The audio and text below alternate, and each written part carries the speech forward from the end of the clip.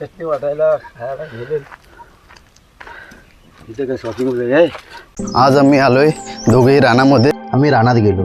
निसर्गाच्या सानिध्यात फिरत असताना वाटेत आम्हाला दिसली ही काटेरी करवंदाची झुडपे. त्या झुडपांवर करवंद येऊ लागली होती, पण अजून ती पूर्णपणे पिकलेली नव्हती. त्यामुळेच ती हिरवीगार आणि टणक दिसत होती.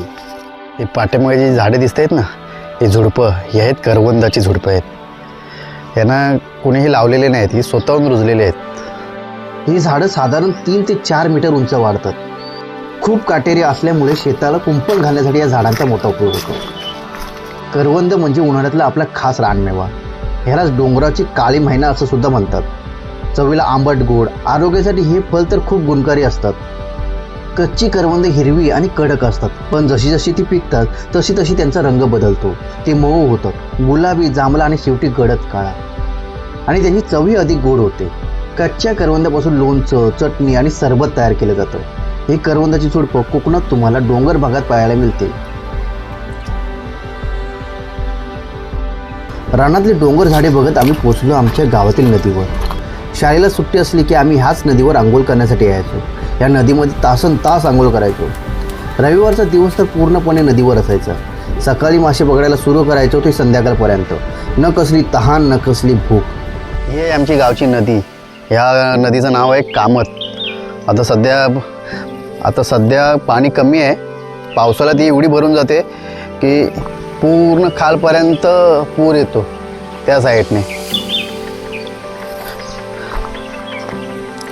त्यावेळी हे नदीची पात्र पाण्याने तुडुंब भरलेले असायचे.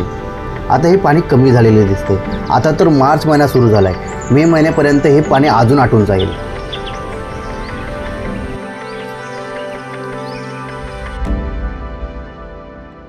रानोमाल भटकत भटकत आम्ही अखेर एका काजूच्या बागेत पोहोचलो. बागेच्या सुरुवातीलाच आम्हाला एका सागाचे झाड दिसलं. ते झाड अजून थोडे लहानच होते. सागाच्या लाकडाचे वैशिष्ट्य म्हणजे याला लवकर वाळवी लागत नाही आणि ते कुजतही नाही. म्हणूनच याचा वापर प्रामुख्याने घर बांधणी आणि झाज बांधणीसाठी केला जातो. आम्ही बागेत शिरलो तेव्हा काजूची झाडी नुकतीच भरली होती. झाडांना आता कुठे ओल्या काजूच्या बिया येऊ लागल्या होत्या. ओल्या काजूची बी पूर्णपणे हिरव्या रंगाची असते. बीच्या वरच्या बाजूला जे देठ असते त्याचेच पुढे फळामध्ये म्हणजेच काजूच्या बोंडात रूपांतर होते.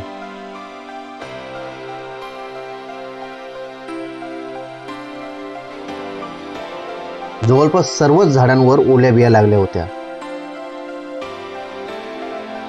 हे सगळं बघताना लहानपणीची आठवणी ताज्या झाल्या. शाळेतून सुटलो की पहिले रान गाठायचो. कधी कोणाच्या कंपाऊंडमध्ये शिरून काजू चोरायचो तर कधी आंबे पळवायचो. ती धमाल काही औरच होती. बागेत गाई गुरांनी येऊ नये म्हणून काजूच्या झाडांभोवती निवडुंगाचे कुंपण घातले होते.